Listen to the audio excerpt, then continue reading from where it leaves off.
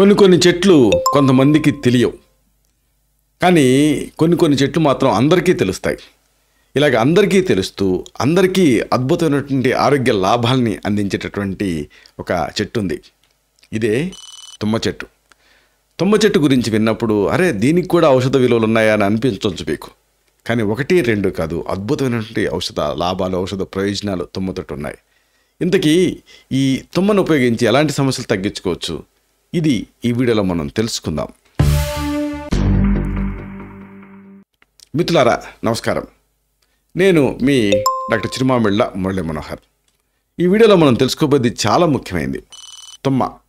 ఈ తుమ్మ చెట్టు తాలూకు ఔషధ విలువలు, ఔషధ ఉపయోగాలు, దీన్ని ఉపయోగిస్తూ మీరు తగ్గించుకోగలిగేటువంటి సమస్యలు, ఈ మొత్తం సమాచారాన్ని ఈ వీడియోలో మనం తెలుసుకుందాం.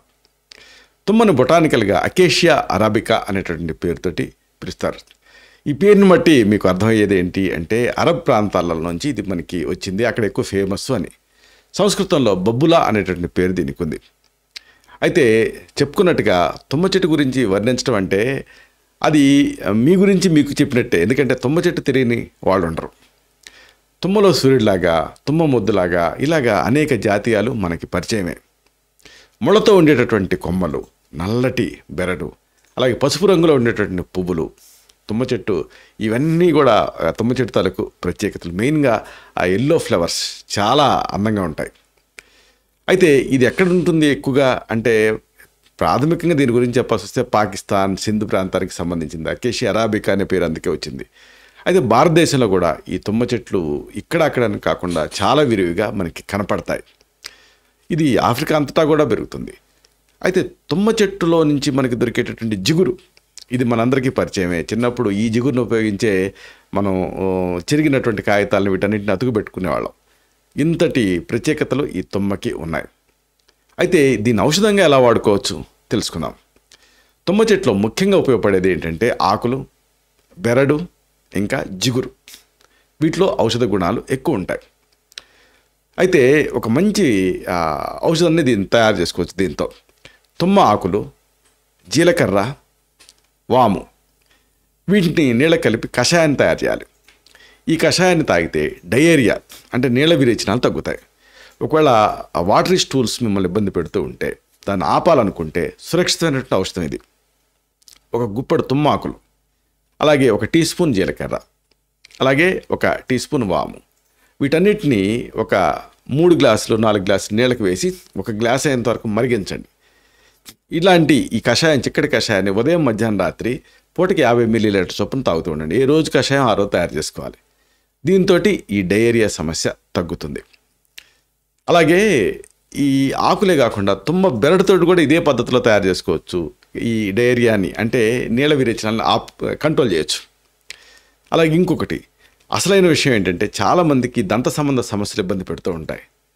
తుమ్మ బెరడు లోపల కాస్త పచ్చిగా ఉన్నదాన్ని తీసుకొని దాల్చిన చెక్కలాగా కాస్త నవ్వులుతూ ఉంటే పంటి సమస్యలకి నివారణ కింద పనిచేస్తుంది, దంత సంబంధ సమస్యలకి.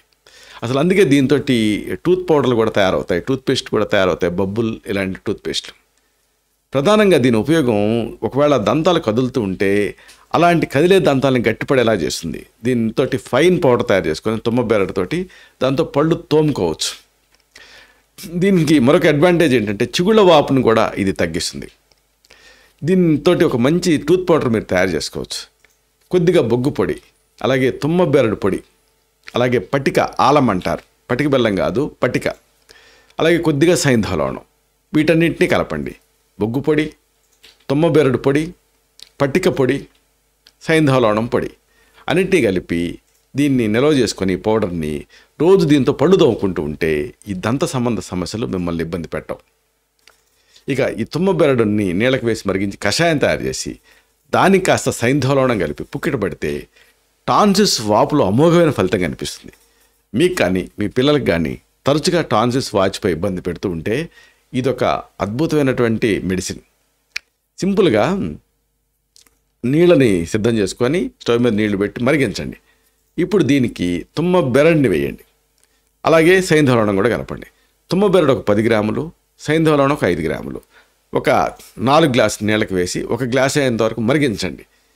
ఇలాంటి ఈ చిక్కటి కషాయంతో గొంతు తగిలేలాగా గలకరించాలి.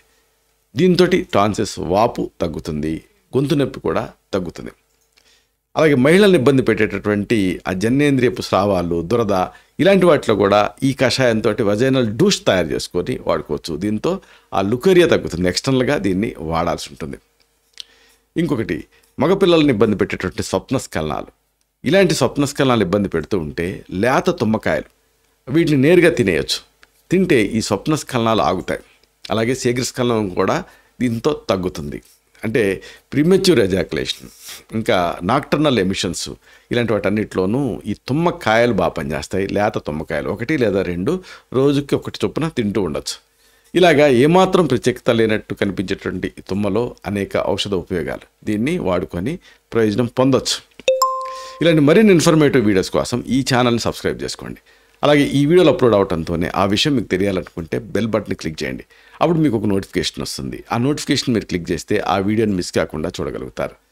అందుకంటే ముఖ్యంగా ఒక విషయం ఉంది. ఈ వీడియో మీకు నచ్చితే, ఇది ఉపయోగపడుతుందని మీకు అనిపిస్తే లేదా ఉపయోగపడుతుందని మీరు అనుకుంటే అప్పుడు ఆ లైక్ బటన్ క్లిక్ చేయండి. అంటే థమ్స్అప్ బటన్ క్లిక్ చేయండి. అప్పుడు ఇది మరింత ఎక్కువ మందికి రికమెండ్ అవుతుంది. ఈ వీడియో తాలూకు పర్పస్ సర్వ్ అవుతుంది. అంటే అందరికీ ఆరోగ్యాన్ని మన అభిలాష, మన ఆకాంక్ష నెరవేరుతాయి. శతం జీవ శరదో వర్ధమానః, శతం హేమంతాన్ శతం వసంతాన్. 100 శరత్తులు, 100 హేమంతాలు, 100 వసంతాలు వర్ధిల్లుతూ జీవించండి. Stay healthy, stay happy, be positive, keep smiling. Love you all. శుభం.